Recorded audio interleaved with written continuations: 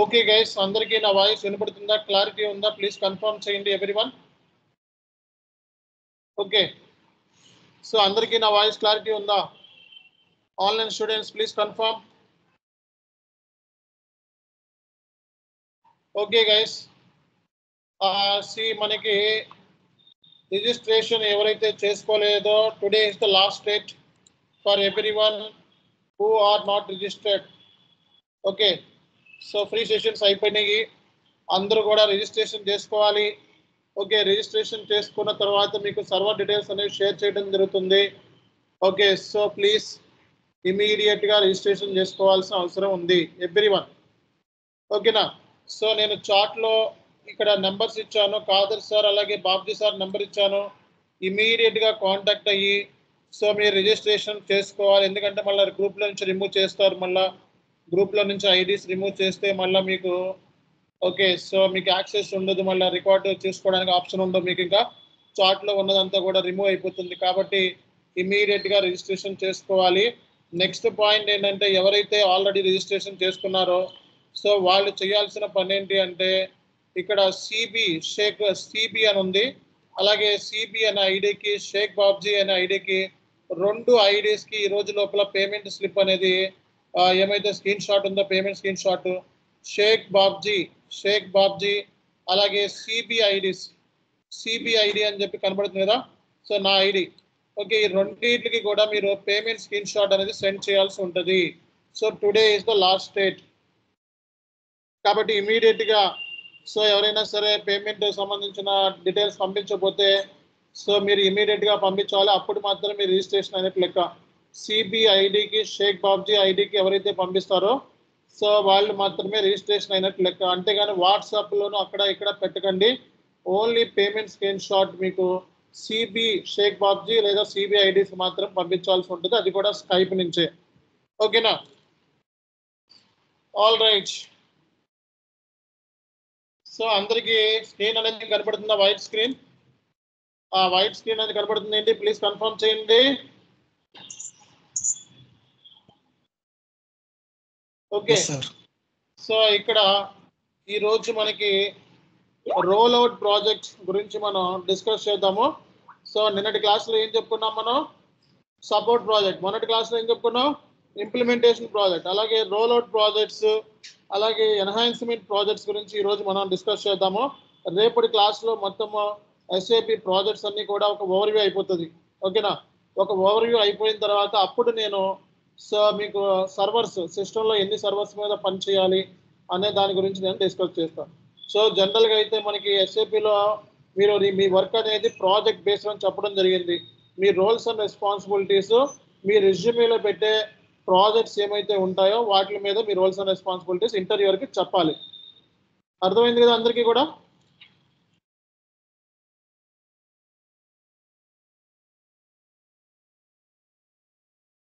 So ఇక్కడ screen అందరికి కనపడుతుంది కదండి. So role out projects, roll out అంటే మినీ ఇంప్లిమెంటేషన్ అంటారు.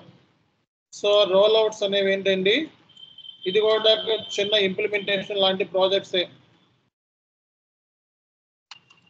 ఇది కూడా ఒక మినీ ఇంప్లిమెంటేషన్ లాంటిది. రోల్ అవుట్ అంటే ఒక చిన్న ఇంప్లిమెంటేషన్ చేసినట్టే.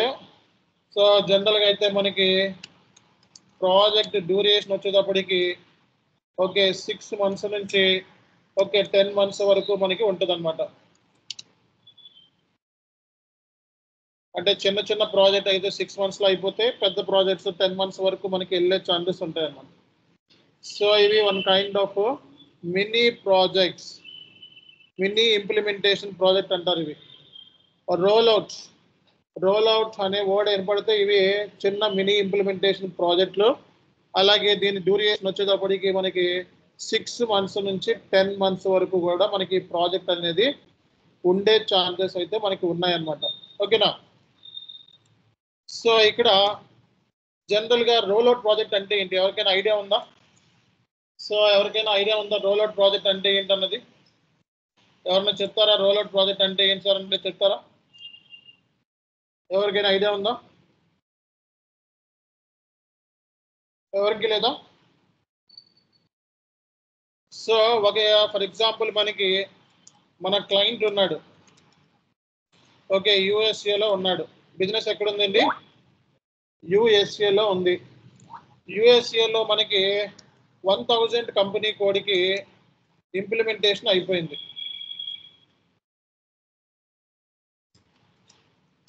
ఓకే, సో అలాగే క్లయింట్కి ఇంకో బిజినెస్ మనకి కెనడాలో స్టార్ట్ చేద్దాం అనుకుంటున్నాడు.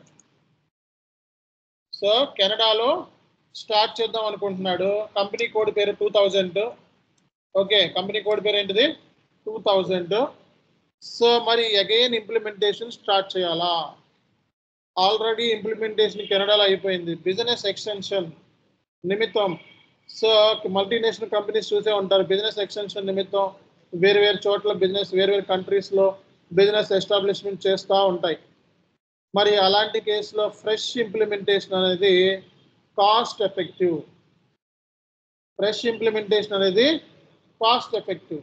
సో అందుకే ఫ్రెష్ ఇంప్లిమెంటేషన్ చేయకుండా, ఓకే, సో మనకి ఏమైతే ఆల్రెడీ ఎగ్జిస్టింగ్ కంపెనీ కోడ్ ఏంటిది ఇక్కడ 1000 యుఎస్ఏ అండ్ కెనడా యుఎస్ఏకి సంబంధించిన కొన్ని లీగల్ రిక్వైర్మెంట్స్ సేమ్ ఉండొచ్చు, ట్యాక్స్ అవి. ఓకే, అవి కొన్ని చిన్న చిన్న వేరియేషన్స్ ఉండొచ్చు, ట్యాక్స్ సంబంధించి లేకపోతే రిపోర్ట్ సంబంధించి కొంచెం వేరియేషన్ ఉండొచ్చు. ఓకే, ఆ వేరియేషన్ కాకుండా మామూలుగా కామన్గా రెగ్యులర్గా ఉండే ఏమైతే కాన్ఫిగరేషన్స్ ఉంటాయో, అంటే ఏంటి, సిమిలర్ కాన్ఫిగరేషన్స్ ఏమైతే ఉంటాయో అవి ముందు మనం కాన్ఫిగరేషన్ చేసుకుంటాం అన్నమాట. అంతేగాని మళ్ళా అగైన్ ఫ్రెష్ ఇంప్లిమెంటేషన్ అనేది టైం కన్జంప్షన్ ఉంది. కాబట్టి ఫ్రెష్ ఇంప్లిమెంటేషన్ అనేది కంపెనీ పాయింట్ ఆఫ్ వ్యూలో మనకి టైం కన్స్యూమ్ ఉంది. కాబట్టి రోల్ అవుట్ ప్రాజెక్ట్ అనేవి, సో ఆల్రెడీ ఇంప్లిమెంటేషన్ అయిపోయిన ప్రాజెక్ట్ని మనం కాపీ చేసుకుంటాము. Similar configuration and similar master data. ఏంటిదండి? Similar configurations, similar master data అంటే ఏంటో కూడా చెప్తాను నేను. ఇక్కడ ఏంటంటే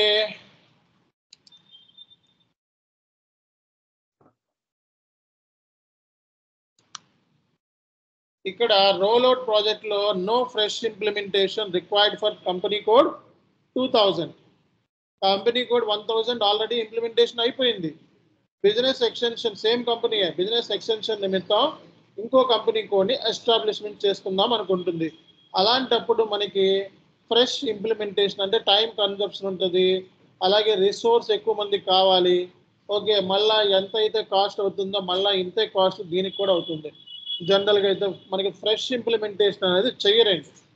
ఫ్రెష్ ఇంప్లిమెంటేషన్ ఏంటిది, కాస్ట్ ఎఫెక్టివ్, టైం డిలే అయ్యే ఛాన్సెస్ ఉన్నాయి అన్నమాట. అందుకే రోల్ అవుట్ ప్రాజెక్ట్స్ అనేది మినీ ఇంప్లిమెంటేషన్. అంటే ఇది similar configurations and similar master data ఏమైతే మనకి ఉంటాయో అవి మనం కాపీ చేసేసుకుంటాం అనమాట.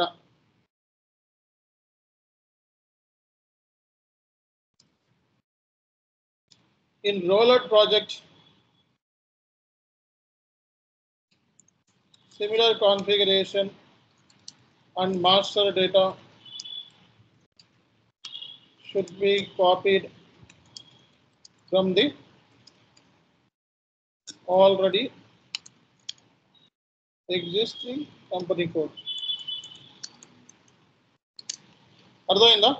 అంటే సిమిలర్ కాన్ఫిగరేషన్స్ మనం కాపీ చేసుకుంటాం అనమాట. సో రోల్ అవుట్ ప్రాజెక్ట్స్ మనం మల్టీనేషనల్ కంపెనీస్లో చూస్తాం అనమాట.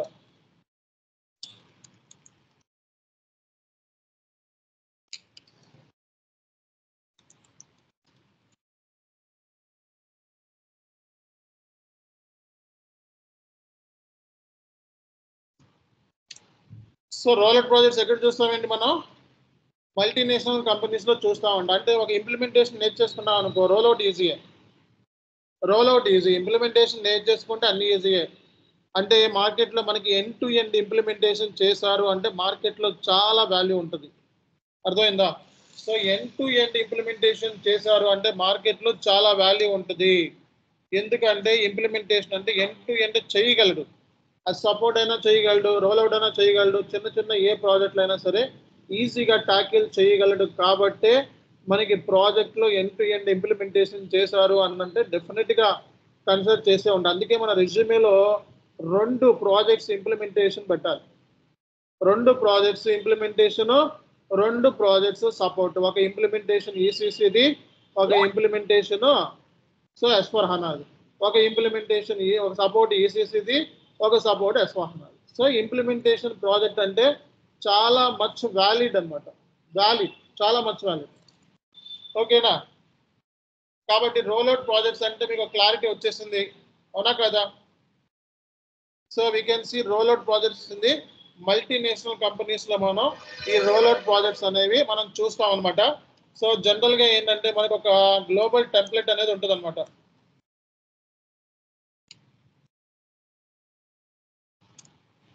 సో మనకి జస్ట్ ఒక గ్లోబల్ టెంప్లెట్ ఉంటుందండి. సో ఈ టెంప్లెట్ లో ఏంటంటే సిమిలర్ కాన్ఫిగరేషన్స్ ఉన్నవి అండ్ మాస్టర్ డేటా ఉన్నవన్నీ కూడా ఇందులో ఏంటంటే సేవ్ చేస్తారనమాట, డేటా సేవ్ చేస్తారనమాట. ఇందులో నుంచి చేయడం మూలంగా ఈ టెంప్లెట్ నుంచి మనం చెక్ చేసుకొని మనం ఏమేమి కాన్ఫిగరేషన్ సిమిలర్గా ఉన్నాయి అనేది చూసుకొని అవి SAP S/4HANA సిస్టంలో మనం కాన్ఫిగరేషన్ అనేది చేస్తారండి, టెస్టింగ్ కాన్ఫిగరేషన్ అనేది చేస్తారనమాట. సో కాబట్టి సో రోల్అవుట్ ప్రాజెక్ట్ అయినా ఇంప్లిమెంటేషన్ ప్రాజెక్ట్ అయినా జనరల్గా అయితే ఎలా ఉంటుంది అంటే ప్రాసెస్ ఎలా ఉంటుంది అంటే, సో ఎప్పుడైనా సరే ఫస్ట్ ప్రాసెస్ ఎలా ఉంటుందంటే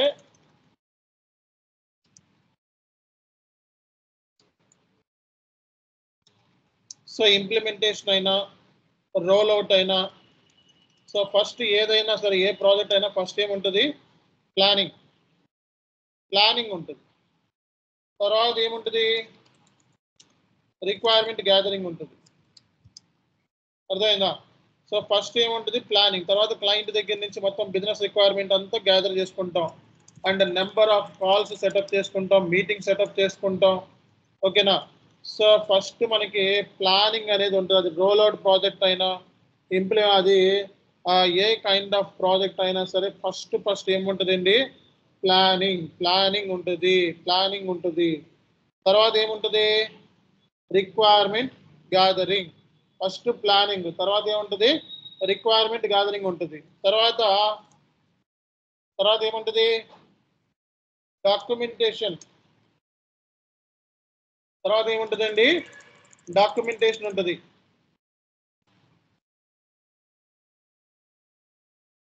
డాక్యుమెంటేషన్ రెడీ అయిపోయిన తర్వాత సో మనకి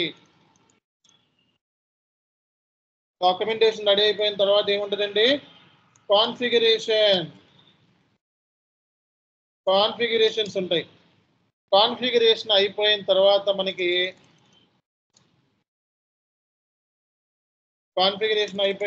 మనకి టెస్టింగ్. సో ఈ టెస్టింగ్ యాక్టివిటీస్ కూడా నువ్వే చేస్తావు. అది ఏ ప్రాజెక్ట్ అంటే ఇంప్లిమెంటేషన్ అయినా రోల్అవుట్ ప్రాజెక్ట్ అయినా ఇవి కంపల్సరీగా ఉంటాయి. తర్వాతే ప్రాజెక్ట్ అనేది గో లైవ్లోకి వెళ్తుంది, అంటే ప్రొడక్షన్లోకి వెళ్తుంది అనమాట. అంటే మెయిన్ బ్యాక్ ఎండ్ సర్వర్లో మనం పనిచేసిన తర్వాత మెయిన్ సర్వర్ ఏంటంటే ఇక్కడ మనకి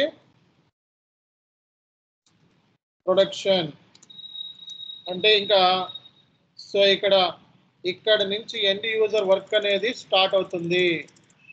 ఓకే, తర్వాత ఏంటంటే జస్ట్ మనం ఎండ్ యూజర్ వర్క్ ఎక్కడ స్టార్ట్ అవుతుంది, సో గో లైవ్ అయిపోయిన తర్వాత అంటే ప్రొడక్షన్లోకి డేటా అంతా మూవ్ అయిపోద్ది అనమాట మెయిన్ సర్వర్లోకి.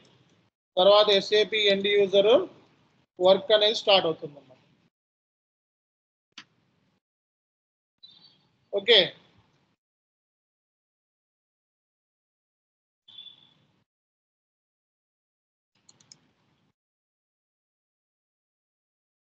అర్థమైందా? సో ఏ ఇంప్లిమెంటేషన్ ప్రాజెక్ట్ మనం చూసుకున్నా సరే మ్యాక్సిమం ఇలాగే ఉంటుంది, 90% ఇలాగే ఉంటుంది.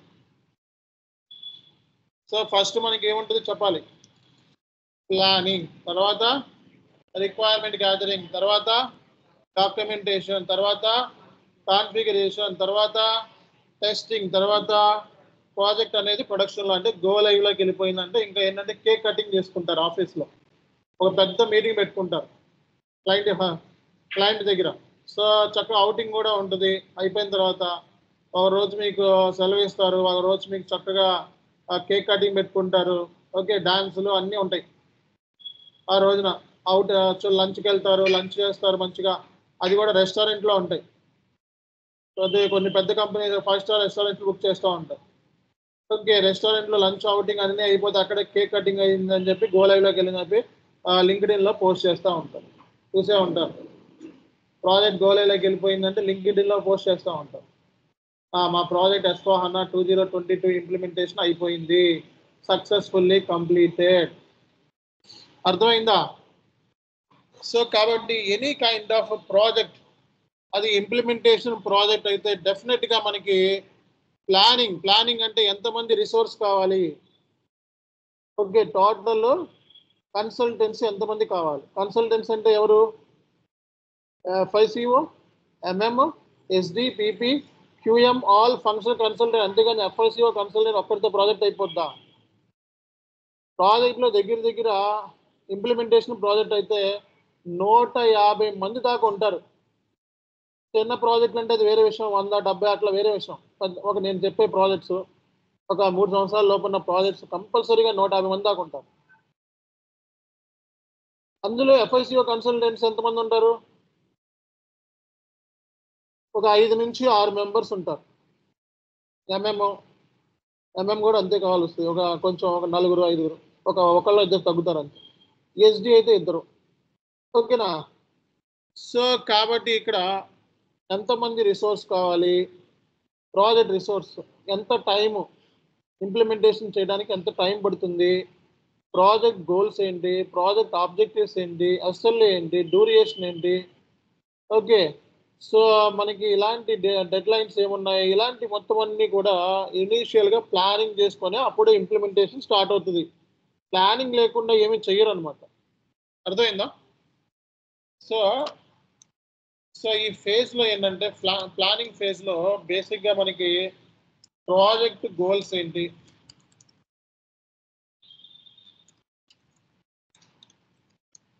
ప్రాజెక్ట్ డ్యూరేషన్ ఏంటి, SLA ఏంటి, రిసోర్స్ ఎంతమంది కావాలి, రిసోర్స్ రిక్వైర్మెంట్ ఏముంది, అలాగే ప్రాజెక్ట్ లోగో ఏంటి.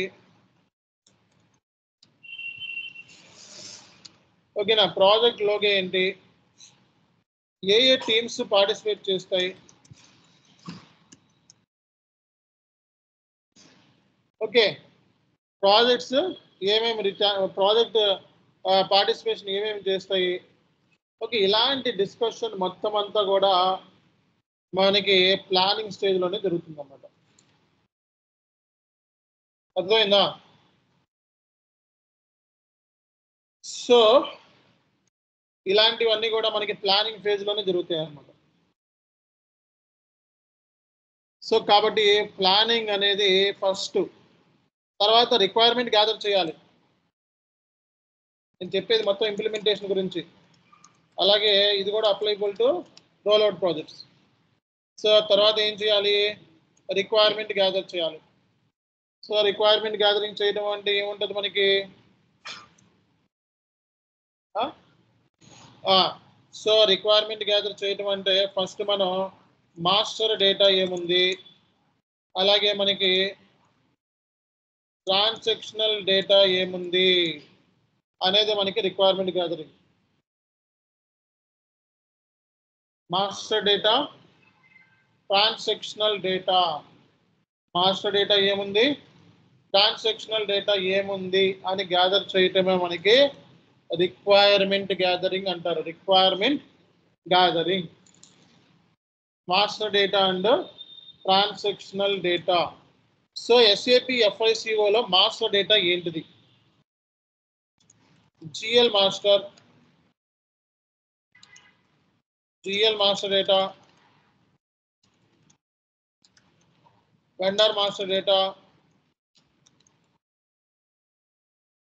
Customer master data, bank master data. Okay, ఇంకేముందండి? Asset master data,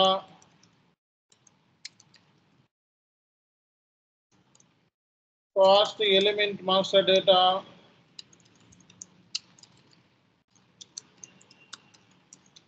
cost center master data,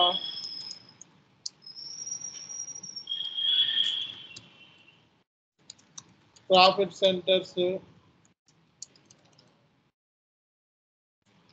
internal orders, etc. రేపొద్దున ఎవరైనా మాస్టర్ డేటా అంటే ఇది చెప్పాల్సింది. చెప్పండి ఒకసారి. GL master, vendor master, customer master, bank master. అంటే సిమిలర్ గా ఈ మాస్టర్ రికార్డ్స్ ఏమైతే ఉంటాయో రోల్ కాపీ చేసుకుంటాం ఇందులో ఉన్నది. అలాగే ట్రాన్సాక్షనల్ డేటా అంటే ఏంటి? GL open items, GL cleared item,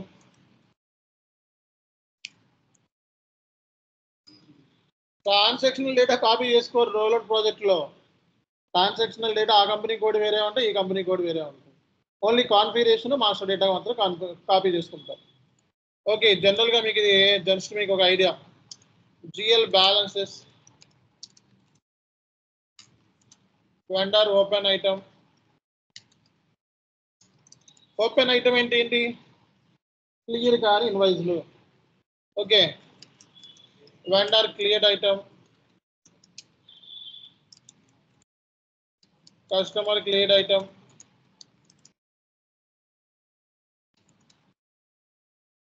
customer balances, vendor balances, asset acquisition values,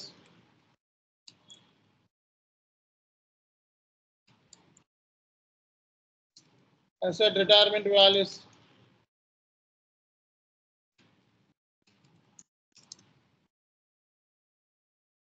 asset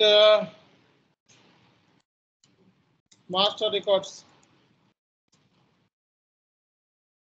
The transactional కాదు కదా. asset depreciation values. రేపొద్దున ట్రాన్సాక్షనల్ డేటా అంటే ఏంటంటే చెప్పాలి. ఇవన్నీ కూడా మనకి ఇవన్నీ క్లయింట్ దగ్గర నుంచి గ్యాదర్ చేసుకుంటారు ఇంప్లిమెంటేషన్ అంటే. ఒకవేళ క్లయింట్ ఆల్రెడీ ఎగ్జిస్ట్ 10 years నుంచి ఇప్పుడు ఎస్ఏపిలోకి మైగ్రేట్ అవుతున్నారంటే ఈ డేటా అంతా కూడా కలెక్ట్ చేసుకోవాలి.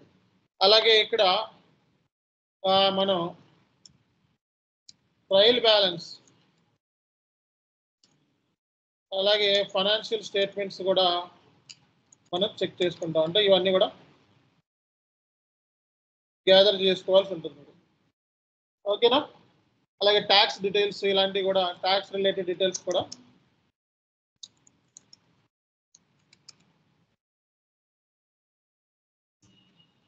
సో ఇలాంటివన్నీ కూడా ట్రాన్సాక్షనల్ డేటా అంటారు.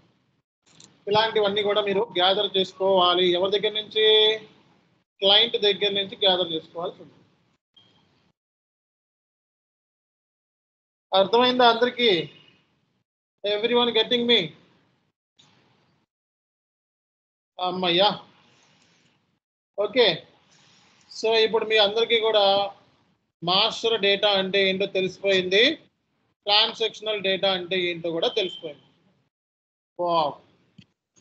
ఇప్పుడు మనం తెలుసుకోవాల్సింది ఏంటి అంటే ఈ రిక్వైర్మెంట్ని మీరు గ్యాదర్ చేసుకోవడానికి చాలా టైం పడుతుంది, అవునా కదా? ఈ డేటాను మీరు R2R team, end users, core users ఉంటారు. ప్రాజెక్ట్ ఇంప్లిమెంటేషన్ అయిపోయిన తర్వాత ఎండ్ యూజర్ వర్క్ స్టార్ట్ అవుతుంది. ప్రాజెక్ట్ మనం ఉన్నప్పుడు కోర్ యూజర్స్తో మనకు ఉంటుంది. కోర్ యూజర్స్ ఈ రిక్వైర్మెంట్ అన్ని ప్రొవైడ్ చేస్తారు. ఎవరండి? Core users implementation project support చేస్తారు, కొంచెం ఎక్స్పర్ట్స్ ఎండ్ యూజర్ కన్నా. ఓకే, ఈ ఇంప్లిమెంటేషన్ వాళ్ళకి సపోర్ట్ చేస్తారు. మనం కోర్ యూజర్స్ నుంచి ఈ రిక్వైర్మెంట్ అంతా మీరు కాల్స్ చేసుకొని మీటింగ్స్ పెట్టుకొని, ఓకే. సో దగ్గర 3 సంవత్సరాల ప్రాజెక్టులు ఉంటాయి, కొన్ని 2 సంవత్సరాల ప్రాజెక్ట్స్ ఉంటాయి. ఇవన్నీ కాల్స్, మీటింగ్స్, ఈమెయిల్స్ ద్వారానే మనకి రిక్వైర్మెంట్ గ్యాదర్ అనేది అవుతుంది. టీమ్స్లో మీటింగ్ పెట్టుకొని, లేదా ఫిజికల్గా వెళ్ళి మీటింగ్ పెట్టుకొని, కొన్నిసార్లు ఫిజికల్గా మనం వెళ్ళాల్సి వస్తుంది యూజర్స్ దగ్గరికి. అర్థమైందా లేదా? సో కాబట్టి ఎవరైనా సరే మాస్టర్ డేటా అన్నా, ట్రాన్సాక్షనల్ డేటా అన్నా, సో మీరు చెప్పాల్సింది ఇదే. ఇక్కడ దాకా ఎవరికి కూడా ఏం డౌట్ లేదు కదండి మనకి ఫైనాన్స్ రిలేటెడ్. ఓకే, సో ఈ రిక్వైర్మెంట్ అంతా గ్యాదర్ చేసి తర్వాత మనం ఏం చేయాలండి, డాక్యుమెంట్లు రెడీ చేసుకోవాలి. ఏం చేయాలి, డాక్యుమెంట్లు రెడీ చేసుకొని క్లయింట్ చేత అప్రూవ్ చేసుకోవాలి. ఎందుకంటే క్లయింట్ బిజినెస్ ఇన్ఫర్మేషన్ ఇదంతా క్లయింట్ చేత అప్రూవ్ చేసుకుంటే ఆ తర్వాత మీరు ఎస్ఏపిలో ఎలా చేయబోతున్నామని ఒక బ్లూ ప్రింట్ రెడీ చేసి క్లయింట్కి ఇస్తే క్లయింట్ దాన్ని అప్రూవ్ చేస్తారు. అంటే ఎలా చేస్తున్నా అంటే ఫస్ట్ మనం రా డేటా ఉంటుంది, తర్వాత ఫుల్ ఫినిష్ ప్రోడక్ట్ అవుతుంది. ఫస్ట్ మనం గ్యాదర్ చేసుకొని ఎస్ఏపిలో మనం ఎలా కాన్ఫిగరేషన్ చేస్తున్నామో ఆ డాక్యుమెంట్ రెడీ చేసి క్లయింట్ చేత సైన్ ఆఫ్ చేసుకోవాలి. ఏం చేసుకోవాలి, సైన్ ఆఫ్ చేసుకొని ఆ తర్వాత మనం సో కాన్ఫిగరేషన్ చేయాలి. కాన్ఫిగరేషన్ చేయాలి అంటే సింపుల్గా మాట్లాడితే మనకి కొన్నిసార్లు కాన్ఫిగరేషన్ అనగానే మనకి కాన్ఫిగరేషన్ చేసేటప్పుడు కంపల్సరీగా కొన్నిసార్లు కొన్ని బిజినెస్ రిక్వైర్మెంట్స్ అబాపర్తో మనం కాంటాక్ట్ అయ్యి చేయించుకోవాలి వస్తుంది. ఎవరితో అండి, అబాపర్తో. అబాపర్ లేకుండా మనకు వర్క్ అవ్వదు. మొత్తం రియల్ టైంలో కోడింగ్ ప్రోగ్రాము తెలిసిన పర్సన్ ఎవరండి, అబాపర్. సో కాబట్టి అబాపర్తో మనం వర్క్ అనేది చేయించుకోవాల్సి ఉంటుంది. అబాపర్తో మనం వర్క్ అనేది చేయించుకోవాల్సి ఉంటుంది. అర్థమైంది కదా అందరికీ కూడా. సో కాబట్టి ఇక్కడ సింపుల్గా మాట్లాడితే మనకి కాన్ఫిగరేషన్స్ కూడా మనకి 2 టైప్స్ ఉంటాయండి. ఒకటి బేస్ లైన్ కాన్ఫిగరేషన్స్,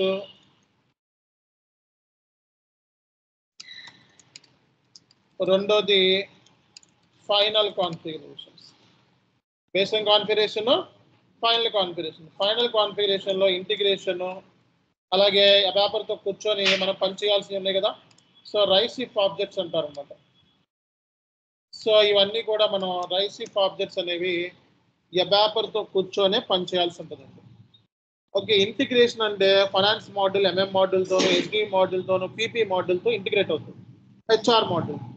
సో ఈ ఇంటిగ్రేషన్ సంబంధించి రెస్పెక్టివ్ టీమ్స్తో మనం కోఆర్డినేట్ చేసుకొని ఇంప్లిమెంటేషన్ అనేది చేసుకోవాల్సి ఉంటుంది. అర్థమైంది కదా. సో ఇక్కడ మనకి ఈ గ్యాప్ అంటే ఏంటంటే, సో గ్యాప్ ఎనాలిసిస్ అంటే మనకి so difference between as is and to be అంటే, సో మనకి యాజ్ ఈజ్ అంటే client business requirement. As is అంటే ఏంటండి, క్లయింట్ ఇన్ఫర్మేషన్. యాజ్ ఈజ్ అంటే ఏంటి, క్లయింట్ బిజినెస్ ఇన్ఫర్మేషన్. మనం ప్రిపేర్ చేసే డాక్యుమెంట్ ఏంటి, ఎస్ఏపిలో ఎలా కాన్ఫిగరేషన్ చేస్తున్నాం దాన్ని మనం ఏం చెప్తాము,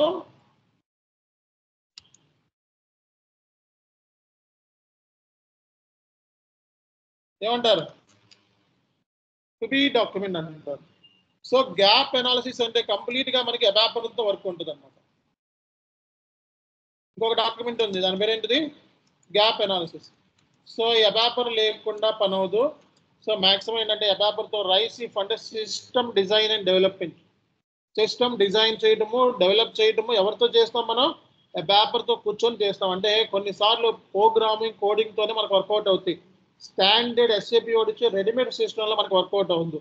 అది ఒక ఎగ్జాంపుల్ చెప్పండి సార్ అంటే, సో మీరు కేఎల్ఎం మాకు తెలుసు కదా మీ అందరికీ, వెళ్ళారు ఒక షర్ట్ కొనుక్కొని వచ్చారు, అక్కడ చెక్ చేసుకోలేదు, అది రెడీమేడే కదా, ఇంటికి వచ్చిన తర్వాత వేసుకున్నారు, ఫిట్ కాలేదు, ఏం చేస్తారు, సో ఎక్స్చేంజ్ ఆఫర్ లేకపోతే ఏం చేస్తాం మనం, ఈ అబాపర్ అంటే ఇక్కడ ఎవరు ఫిట్ చేసే పర్సన్ టైలర్.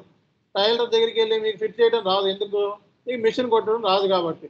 ఓకేనా, ఇక్కడ మనకు కోడింగ్ రాదు.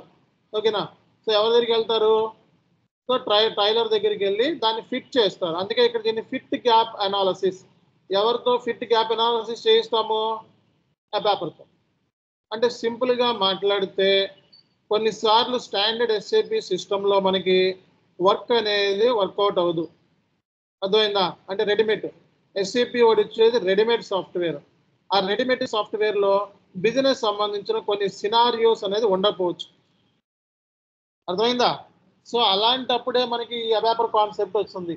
అబాపర్ దాన్ని కస్టమైజేషన్ చేస్తాడు. ఏం చేస్తాడు? కస్టమైజేషన్ బ్యాక్ ఎండ్ లో జీ ప్రోగ్రామ్స్ రాస్తాడు, జీ ప్రోగ్రామ్స్. సో అలాంటివన్నీ కూడా రైస్ ఇఫ్ కాన్సెప్ట్ లోకి వస్తాయి అన్నమాట.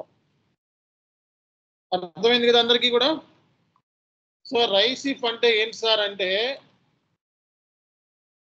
డబ్ల్యూ అంటే మనకి వర్క్ ఫ్లో అని, ఆర్ అంటే మనకి రిపోర్ట్స్ అని, ఇవన్నీ కూడా దీంట్లో ఉంటాయి, రోల్అవుట్ లో ఉంటాయి, ఇంప్లిమెంటేషన్ లో ఉన్నాయని రోల్అవుట్ లో ఉంటాయి. ఓకే, సో డబ్ల్యూఆర్ఐ, ఐ అంటే మనకి ఇంటర్ఫేసెస్ అని, ఈ అంటే మనకి ఎన్హాన్స్మెంట్స్ అని, ఎఫ్ అంటే మనకి ఫార్మ్స్ అని, సి అంటే మనకి కన్వర్షన్స్ అంటారు అనమాట. సో ఈ ఏరియాస్ మీద మీరు స్ట్రాంగ్ ఎక్స్పోజర్ అన్నది ఉన్నట్లయితే మీరు ఎన్హాన్స్మెంట్ ప్రాజెక్టులు మీకు ఈజీ అయిపోతాయి. ఏ ప్రాజెక్టులు? ఎన్హాన్స్మెంట్ ప్రాజెక్ట్ కూడా కైండ్ ఆఫ్ మినీ ఇంప్లిమెంటేషన్, అంటే చిన్న ప్రాజెక్ట్స్, ఇవన్నీ డెవలప్మెంట్ ప్రాజెక్ట్స్ అంటారు. ఓకే, సో కాబట్టి సో మీకు ప్రతి ఇంప్లిమెంటేషన్లోనూ మనకి అబాపర్ రోల్ ఉంటుంది, రోల్అవుట్లోనూ అబాపర్ రోల్ ఉంటుంది, ఆల్ ఏరియాస్లో అబాపర్, అన్ని ప్రాజెక్ట్స్లోనూ అబాపర్ లేకుండా పని అవదు. అర్థమైంది కదా అందరికీ కూడా? సో కాబట్టి ఇక్కడ కాన్ఫిగరేషన్స్లో మనకి సో అదర్ మాడ్యూల్స్తో కాన్ఫిగరేషన్ అనేది ఉంటుంది. ఇంటిగ్రేషన్ ఏ మాడ్యూల్తో ఉంటుంది ఏంటి? జనరల్గా ఇంటిగ్రేషన్ వచ్చేటప్పటికి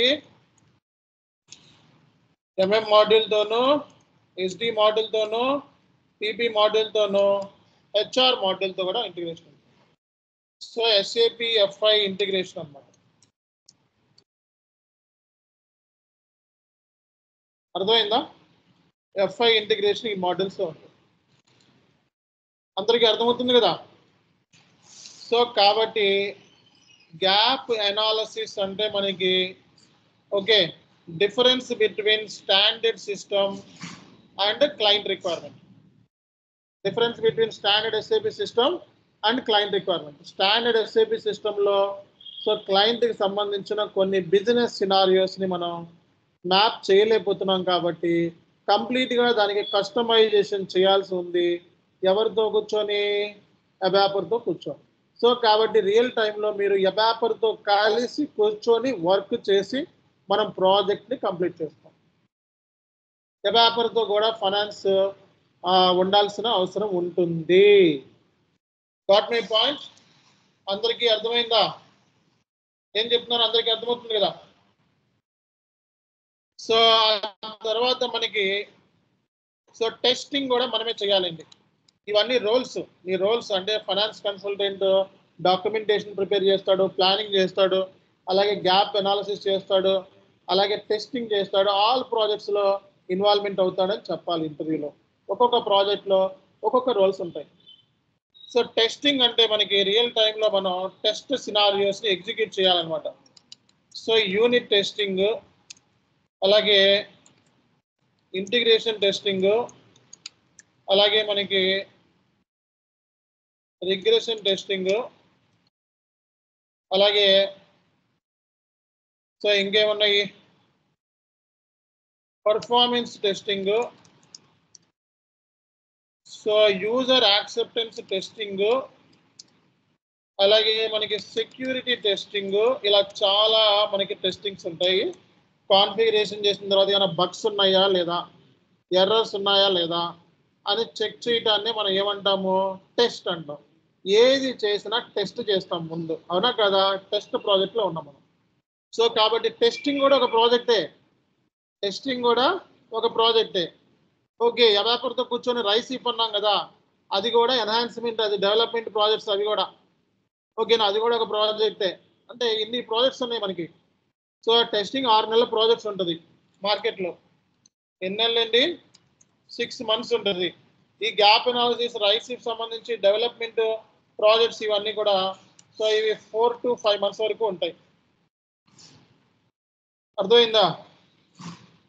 సో మన టెస్ట్ ఎందుకు చేస్తామంటే కాన్ఫిగరేషన్ చేసిన తర్వాత ఏమైనా ఎర్రర్స్ ఉన్నాయా, బగ్స్ ఉన్నాయా, ఓకే సో అనేది మనం క్లారిటీ తెచ్చుకొని అవి లేకుండా మనకి ఏమైతే కాన్ఫిగరేషన్స్ అవన్నీ ప్రొడక్షన్లో మూవ్ చేసి ఎండ్ యూజర్కి ఎటువంటి ప్రాబ్లం లేకుండా ముందుగానే మనం టెస్ట్ చేస్తున్నాము. మనం టెస్ట్ చేయకపోతే ఏమవుతుంది? మనం టెస్ట్ చేయకపోతే ఏమవుద్ది? ఎర్రర్స్ వస్తాయి. ఎర్రర్స్ ఏ సిస్టంలో వచ్చేస్తాయి? ప్రొడక్షన్ సిస్టంలో కొన్ని కోట్ల రూపాయల ట్రాన్సాక్షన్స్ ఉంటాయి. వాటి మీద ఇంపాక్ట్ అయిందనుకోండి, మొత్తం పోయినట్టే రిపోర్ట్స్. అందుకే ప్రొడక్షన్ సిస్టమ్ అనేది చాలా సెన్సిటివ్ అన్నమాట. అది ఓన్లీ ఎండ్ యూజర్కి మాత్రమే యాక్సెస్ ఉంటుంది. మీకు డిస్ప్లే యాక్సెస్ ఇస్తారు అంతే, చూసుకోవడం, అంతేగాని ఎడిట్లు డిలీట్లు మీరు చేయకూడదు. అది ఓన్లీ ఎండ్ యూజర్స్కి ఇస్తారనమాట. కాబట్టి మీరు సరిగ్గా టెస్టింగ్ చేయకపోతే బగ్స్ వచ్చి ఎర్రర్స్ వచ్చి మొత్తం అంతా కూడా కరెక్ట్ అయిపోయి డేటా అంతా మొత్తం పోతుంది. అందుకే టెస్ట్ అనేది చేయాల్సి ఉంటుంది. అర్థమైందా? సో టెస్టింగ్ ఏమన్నాయి చెప్పండి ఇక్కడ? Unit testing, integration testing, regression testing, performance testing, UAT. ఓకేనా? సో కాబట్టి టెస్టింగ్ అనేది ఇది మనకి తెలుసుకోవాల్సిన విషయం. సో మరి టెస్ట్ సినారియో రాసేది ఎవరు?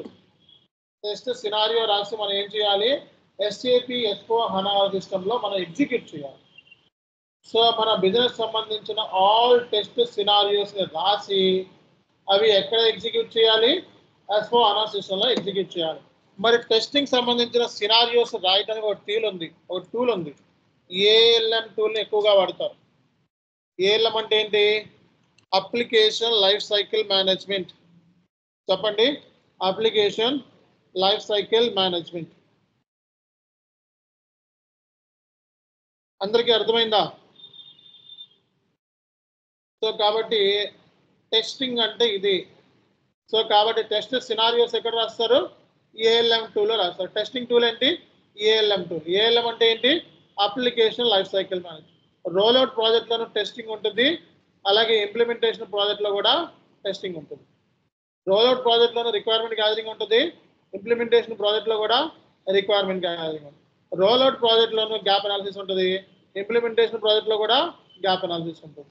రోల్అవుట్ ప్రాజెక్ట్లో గ్లోబల్ టెంప్లెట్ ప్రిపేర్ చేసుకుంటాము, కంపెనీ కోడ్ వైజ్ ఉంది, కంపెనీ వైజ్ మనకి టెంప్లెట్ ఉంటాయి, అక్కడ కూడా మనకి సో బ్లూ ప్రింట్లు అయితే రెడీ చేసుకుంటాం.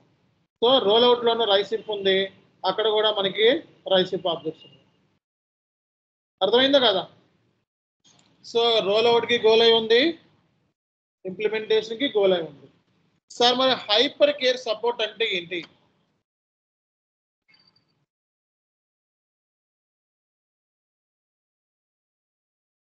ప్రాజెక్ట్ అయిన తర్వాత కూడా మిమ్మల్ని ఇంప్లిమెంటేషన్ ప్రాజెక్ట్ చాలా బిగ్ ప్రాజెక్ట్ అయిపోయిన తర్వాత కూడా మిమ్మల్ని ఆ ప్రాజెక్ట్లో ఉంచే ఛాన్సెస్ ఉంటాయి అన్నమాట. ఒక 2 నెలలు, ఒక 3 నెలలు ఏమన్నా బగ్స్ అయినా ఎర్రర్స్ వస్తాయేమో మళ్ళీ గోలైలోకి వెళ్ళిపోయిన తర్వాత. అందుకే మీరు ఒక 1 or 2 months వరకు ఉంచుతారనమాట. దాన్నే మనం ఏం చెప్తామో హైపర్ కేర్ సపోర్ట్.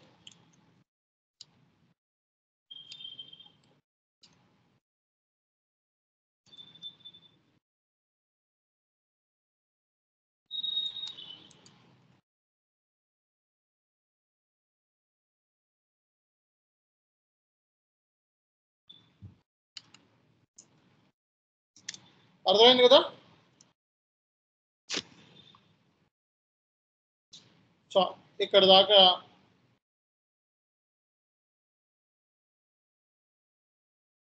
సింపుల్గా చెప్పాలంటే ఎక్స్పెన్షన్ ఆఫ్ ఎగ్జిస్టింగ్ ప్రాజెక్ట్ మనకి రోల్అవుట్ ప్రాజెక్ట్ అన్నమాట. ఓకేనా? సో ఇది మనకి టైప్స్ ఆఫ్ ప్రాజెక్ట్స్లో సపోర్ట్ అయిపోయింది, ఇంప్లిమెంటేషన్ అయిపోయింది, రోల్అవుట్ ప్రాజెక్ట్ కూడా మనకి అయిపోయింది. ఈరోజు క్లాస్లో రోల్అవుట్ ఇంప్లిమెంటేషన్ డిస్కస్ చేస్తాం. Okay, so thank you very much. Will get back next class.